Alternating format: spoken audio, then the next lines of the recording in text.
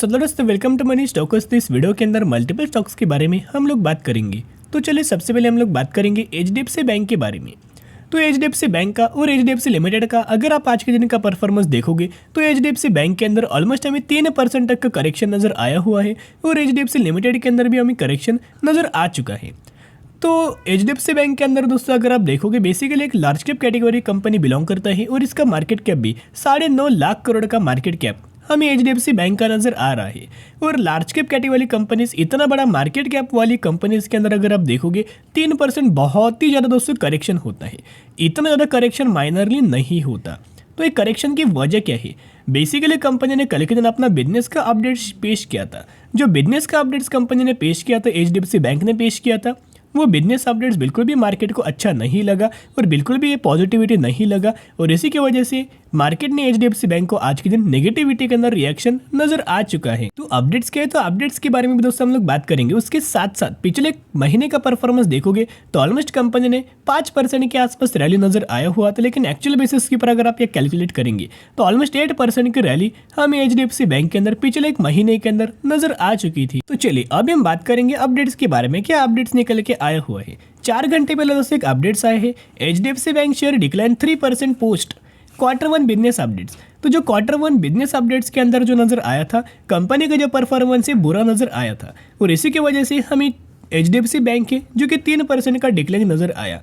Currently इसका मतलब इतना ही है कि कंपनी का जो Q1 का जो रिजल्ट हमें नजर आ सकते हैं, जो रिजल्ट हमें जो आने वाला है वो कोई अच्छा आने के आसार नहीं है। वो एक फ्लैट रिजल्ट कंपनी दे सकता है या फिर रिजल्ट्स के अंदर स्लाइटली हमें फॉल नजर आ सकता है। और ये जो व्यू निकल के आ रहा है, जो कि मार्केट ने इसे बिल्कुल भी पॉजिटिविटी नहीं माना, क्योंकि इनके बिजनेस अपडेट्स के ही अंदर हमें करेक्शन नजर आया।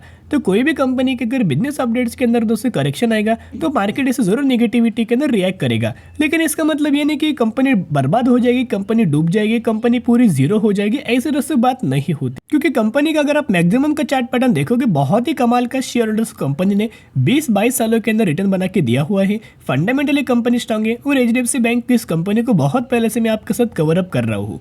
और जब भी हम इस कंपनी के बारे में डिस्कस करते, मैंने पहले से आपके साथ शेयर किया हुआ है। अगर आप एचडीएफसी या फिर अगर आप बैंकिंग सेक्टर के अंदर जाना चाहते हो, अगर आप बैंक्स के अंदर निवेश करना चाहते हो और अगर आप प्राइवेट बैंक के अंदर जाना चाहते हो, तो सबसे पहले प्रेफरेंस आप एचडीएफसी बैंक को दे सकते हो। क्योंकि प्राइवेट सेक्टर वाले जो बैंक हैं, जो कि प्राइवेट बैंक्स के अंदर निवेश करेंगे, तो सबसे पहले प्रेफरेंस एचडीएफसी बैंक को ही देना। कंपनी के पैरामीटर्स बहुत ही शानदार तरीके से है, कंपनी के जितना भी अपडेट्स होते हैं वो बहुत ही शानदार तरीके से है और कंपनी का परफॉर्मेंस भी बहुत ही गजब का नजर आ चुका है। वैसे एचडीएफसी बैंक के अंदर पिछले 1 सालों का परफॉर्मेंस देखोगे तो अभी भी कंपनी कंसोलिडेशन फेज के ही अंदर हमें फंसा हुआ है। लगातार कंपनी रेजिस्टेंस ग्लोबल लेवल्स के ऊपर फेस करता है और सपोर्ट लगातार कंपनी फेस करता है। यह एक हमें ब्रेकआउट नजर आया हुआ था, लेकिन मार्केट ने सस्टेन नहीं किया। कंपनी ने नेगेटिव बिजनेस अपडेट्स दिया, नहीं तो दोस्तों रैली बहुत ही गजब का निकल के आ सकता था। और सबसे पहले टारगेट आपको 1800 रुपए के आसपास और बाद में 2000 रुपए के आसपास एचडीएफसी बैंक के अंदर नजर आ सकता। लेकिन शॉर्ट टर्म बेसिस के ऊपर पैनिक लेवल दोस्तों हो सकता है, क्रिएट नजर हो सकता है। लेकिन जितना लंबा आप एचडीएफसी बैंक को लंबे समय के लिए होल्ड करेंगे, उतने गजब का आपको आने वाले सालों में मल्टीपल रिटर्न्स कंपनी बना के दे सकता है। और अभी भी देखोगे पिछले 1 सालों में 24% तक का रिटर्न शेयर होल्डर्स को बना के दिया हुआ है। और पॉजिटिव अपडेट्स ये निकल के आ रहे हैं, HDFC bank Q1 updates, merge entity advance grow 13% year on basis to almost इतने 1000 करोड़ के आसपास हमें कंपनी के अंदर आपको जो मर्जर नजर आया था उसके अंदर 13% का ग्रोथ हमें नजर आ चुका है। और दोस्तों आपको पता ही होगा कि एचडीएफसी बैंक और एचडीएफसी लिमिटेड का हमें मर्जर नजर आने वाला है। तो जिसके द्वारा जब भी दोस्तों एचडीएफसी बैंक एचडीएफसी लिमिटेड का मर्जर नजर आएगा, उसके बाद डायरेक्ट हमें कंपनी के लिए या फिर बोल सकते हो जब भी कोई भी कंपनी का मर्जर होता है, कोई भी कंपनी के लिए बहुत ज़्यादा पॉजिटिविटी माना जाता है। और वही पॉजिटिविटी के द्वारा हमें कोई भी कंपनी के अंदर तेजी आने वाले समय के अंदर नजर आ जाता है। क्योंकि कंपनी का वैल्यूएशन बढ़ेगा, कंपनी का बिजनेस बढ़ेगा, कंपनी का जितना भी रेवेन्यू सोर्स होगा, नेट प्रॉफिट सोर्स होगा, उसके अंदर भी आपको ग्रोथ नजर आ जाएगा और एक बहुत बड़ा एंटिटी हमें कंपनी बन जाएगा। तो जिसके द्वारा एक रिक्वेस्ट मैं आपके साथ करना चाहूँगा, जितना आपको एचडीएफसी बैंक के अंदर करेक्शन नजर आए, एक तो दोस्तों कोई ज़्यादा हमें करेक्शन नहीं होने वाला, इतना पॉइंट नोट करना। बहुत सारे लोगों को ये होता है कि 15% गिरेगा, 20% गिरेगा, 25% गिरेगा, तो दोस्तों बैंक कोई बुरा बैंक नहीं है, बैंक बहुत ही अच्छा है। तो जिसके द्वारा जितना आपको एचडीएफसी बैंक के अंदर करेक्शन नजर आए, उतना जितना buy on dip strategy apply करके लंबे समय के लिए होल्ड करके चल सकते हो। और मर्जर के बाद जितने भी दोस्तों आपको शेयर्स अगर आपके पास एचडीएफसी लिमिटेड के पास होंगे तो आपको एचडीएफसी बैंक के कुछ अमाउंट ऑफ शेयर्स आपको नजर आ जाएगा, यानी कि 42:25 के आसपास हमें रेशियो नजर आ चुका है। लेकिन कभी आपके डीमेट अकाउंट के अंदर क्रेडिट होगा, एक बार दोस्तों HDFC bank HDFC limited merger हो जाएगा, उसके बाद आपको नजर आ सकता है, यानी कि 16 जुलाई के बाद आपके अकाउंट के अंदर एचडीएफसी बैंक के शेयर दोस्तों क्रेडिट हो सकते हैं। तो चलिए अभी हम बात करेंगे इन्फोसिस के बारे में। तो इन्फोसिस का भी परफॉर्मेंस देखोगे नहीं के बराबर हमें इन्फोसिस ने परफॉर्म किया, लेकिन दोस्तों एक बहुत ज़्यादा पॉजिटिविटी कंपनी ने करके दिखाया हुआ है, क्योंकि कंपनी का जो लेवल्स अगर आप देखोगे 1346 रुपीज़ के आसपास कंपनी की क्लोजिंग नजर आई हुई है। लेकिन कंपनी का अगर आप आज के दिन का हाई देखोगे तो ऑलमोस्ट 1360 रुपये के आसपास नजर आ रहा है। पहले भी हमने बात डिस्कस किया था, कंपनी का जो लेवल है इंपॉर्टेंट रजिस्टर वाला लेवल डायरेक्टली हमें 1360 रुपये के आसपास निकल के आ रहा है, यानी कि अभी कंपनी ने 1360 रुपये का लेवल्स की पर दोस्तों लगातार या ब्रेक करके नजर आया है और वही हमें इसके नीचे क्रॉस किया है या फिर इसके नीचे हमें क्लोजिंग नजर आ चुकी है। एक बार आपको इन्फोसिस 1360 रुपये के लेवल्स की पर लगातार दोस्तों आपको क्लोजिंग नजर आए, डायरेक्टली आपको 1630 रुपये तक के लेवल्स हमें इन्फोसिस इस कंपनी के अंदर नजर आ सकते। जितने भी अपडेट्स थे अपडेट्स के बारे में दोस्तों हमने बात किया, ब्रोकरेज फर्म के बारे में जितना भी हमें टारगेट्स नजर आया था टारगेट्स के बारे में हमने बात किया। आपको पता ही होगा कि म्यूचुअल फंड्स की लगातार इन्फोसिस लिमिटेड के अंदर लगातार खरीदारी बढ़ रही है। एफआईडीआई लगातार इस कंपनी को लेकर बहुत ज़्यादा बुलिश है और ब्रोकरेज फर्म का व्यू, मैक्सिमम ब्रोकरेज फर्म का जो व्यू है इन्फोसिस के लिए बहुत ज़्यादा बुलिश नजर आ रहा है।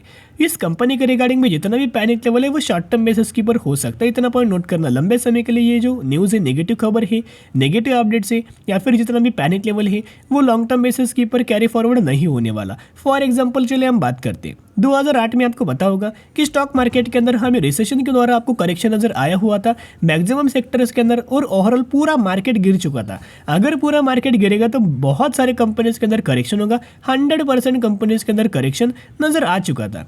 लेकिन इन्फोसिस के अंदर देखोगे तो 41% के आसपास इन्फोसिस 2008 में करेक्ट हुआ था।